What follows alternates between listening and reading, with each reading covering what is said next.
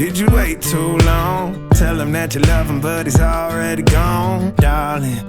Did you make two wrongs? Know that daddy never made a right before, darling. At the absolute pinnacle of world football's hierarchy sits a man who looks gentle, almost stoic. He never played a single minute of professional football.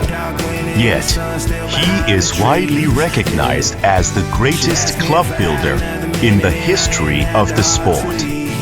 The club he commands was once marked as a Hollywood circus, but through cold, hard business logic, he transformed that circus into a financial empire, generating hundreds of millions of euros annually.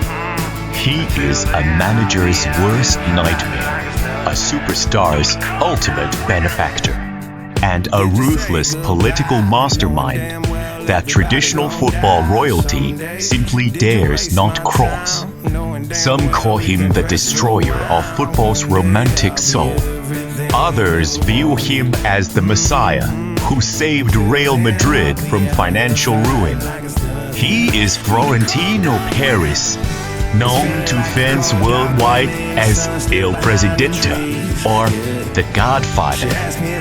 Today, we are going to deeply dissect the man who has masterminded the Galacticos for over 2 decades.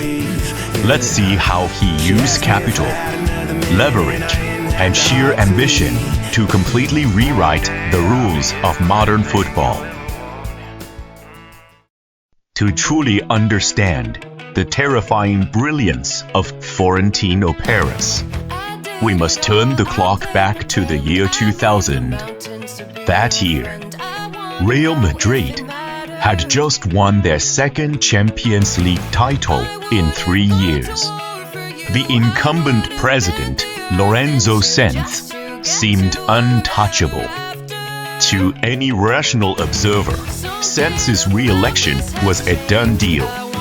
Enter Florentino Perez, a successful construction tycoon with zero football background. He faced a mountain, but he held 2 trump cards. First, Real Madrid's staggering debt of nearly 300 million euros. And second, a promise that sounded like absolute madness. Perez looked at the Real Madrid club members and declared, "If I am elected, I will bring you the crown jewel of our bitter rivals, Barcelona. The best winger in the world, Luis Figo." To prove he wasn't bluffing, he raised the stakes to a lethal level.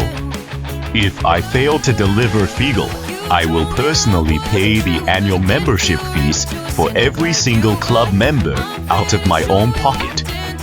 All of Spain thought he had lost his mind. Barcelona's management publicly mocked him, but they brutally underestimated the cunning of a master negotiator. Perez wasn't gambling. He was executing a flawless trap. He had secretly approached Figo's agent and signed a legally binding pre-contract. If Perez won an election, Figo had to join Madrid or pay a massive 30 million euro penalty. If Perez lost, Figo got to keep a multi-million euro bonus for doing absolutely nothing. Figo and his agent thought it was free money. They assumed Perez stood no chance. But Perez used the fan base's desperate desire to humiliate Barcelona to fuel a stunning electoral upset. He won. Suddenly, Figo was trapped. A 30 million euro penalty was an impossible sum for him to pay. And Barcelona flatly refused to bail him out by paying their rivals. Ultimately, a visibly pale, deeply uncomfortable Luis Figo had no choice but to stand at a press conference and accept the white jersey from a smiling Florentino Perez. This single move did more than just gut Real Madrid's fiercest rivals. It established Paris as an unstoppable force who delivers on his word. The era of the Galacticos Phase 1 had officially begun. After capturing Figo, Paris initiated the most extravagant collection of football talent the world had ever seen.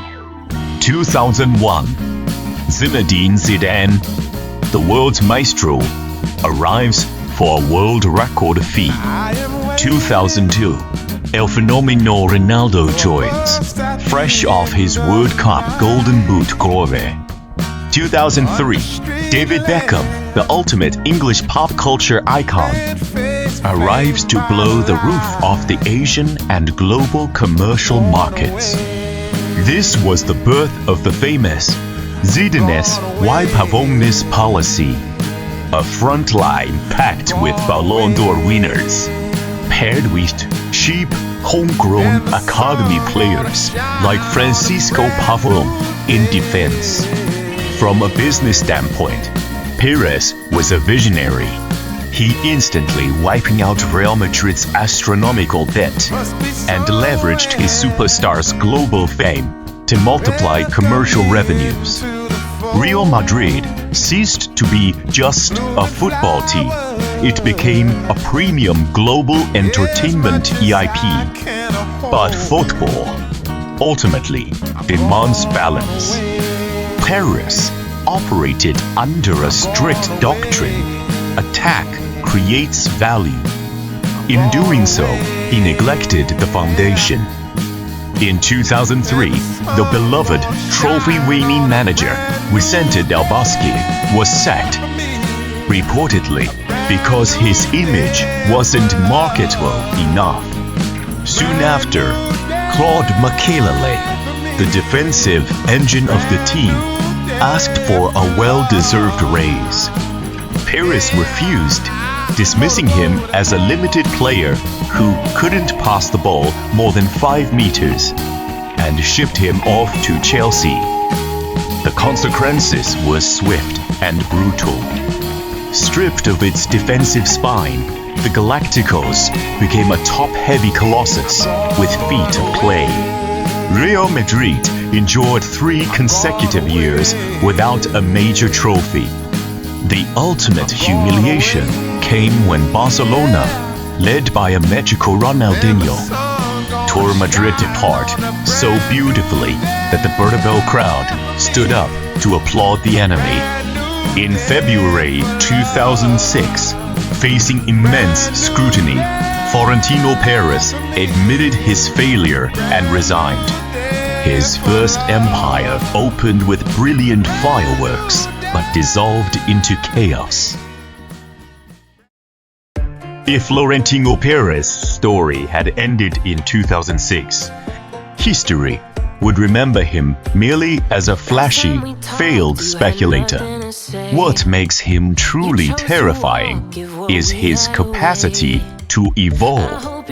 In 2009, with Real Madrid trapped in the shadow of Barcelona's dominance, Pérez made a triumphant return. But this time, he abandoned the flawed fantasy of superstars plus mediocrity. He returned with a colder, highly scientific blueprint to rebuild Real Madrid. In a single, staggering summer window, he dropped over 250 million euros to assemble Galacticos Ardenlin, signing Cristiano Ronaldo, Kaká, Karim Benzema, and Xabi Alonso all at once. More importantly, he hired the special one, Jose Mourinho, to inject a ruthless, iron-fisted mentality needed to break Pep Guardiola's Barcelona monopoly. Then came Carlo Ancelotti, delivering the long-awaited Le Décimo, the 10th Champions League.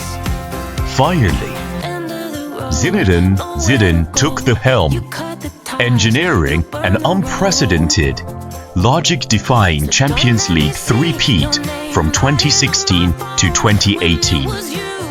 Yet, behind this golden age of unparalleled glory lay a management style defined by an almost chilling lack of sentimentality. In the universe of Florentino Perez, no individual, no matter how legendary, is ever bigger than the club. 2015, club icon and captain Iker Casillas is forced into a tearful, solitary press conference to announce his departure. 2018, fresh off a third consecutive European title, Cristiano Ronaldo, the club's all-time top scorer, clashes with Perez over salary and respect. Perez doesn't blink. He sells him to Juventus. Next came Sergio Ramos, Rafael Varane, Casemiro ... Titans of the club's history. The moment age caught up or their wage demands disrupted the structure, Perez cut them loose or cashed in without a shred of hesitation. His strict policy for players over 30 short-term extensions year by year became an absolute law. Fans routinely criticized him for being heartless, but history vindicated him, while rivals like Barcelona spiraled into catastrophic financial ruin due to bloated, sentimental loyalty contracts. Perez kept Real Madrid incredibly agile and extraordinarily wealthy. He proved a fundamental truth: the badge on the front will always matter more than the name on the back.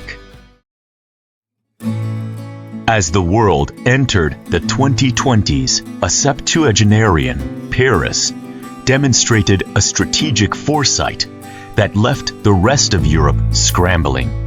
While other elite clubs spent hundreds of millions on superstars, Perez quietly deployed his scouts to secure the finest teenage prodigies across South America and Europe. Vinicius Júnior, Rodrigo, Federico Valverde, Aurélien Tchouaméni, and the sensational Jude Bellingham.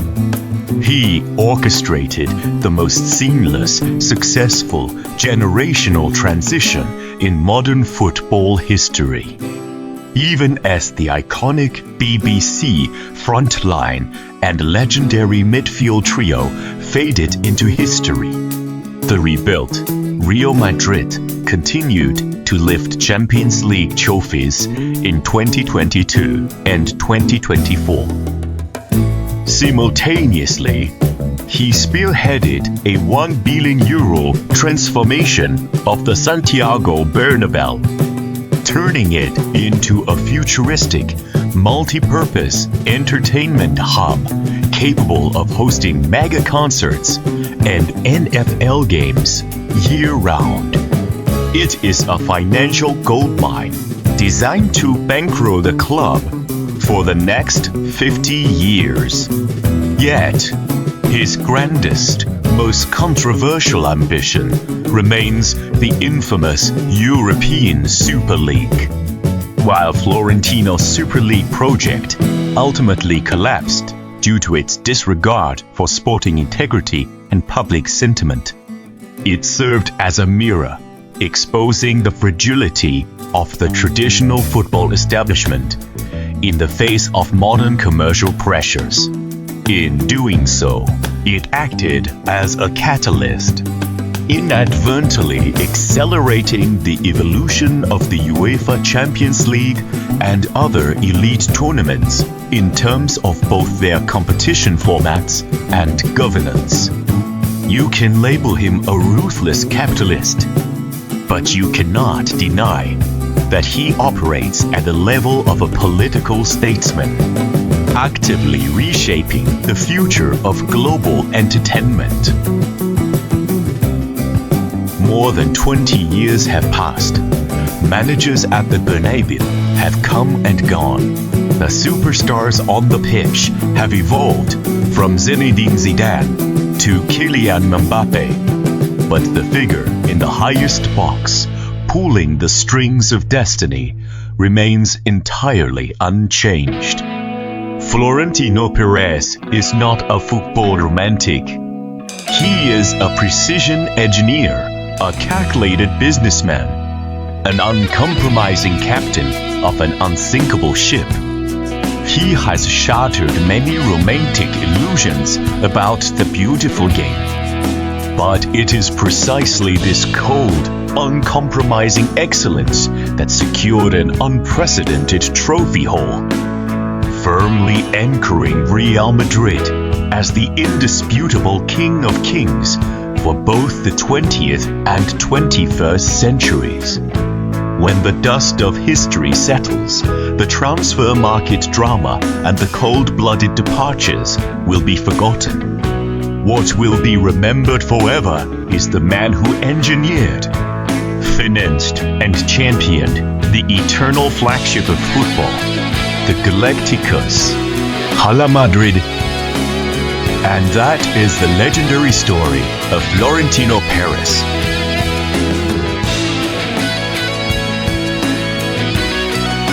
If you enjoyed this deep dive, don't forget to hit the like button, subscribe, and share this video. Let us know in the comments below. Is Florentino Perez the greatest president in football history? We'll see you in the next video.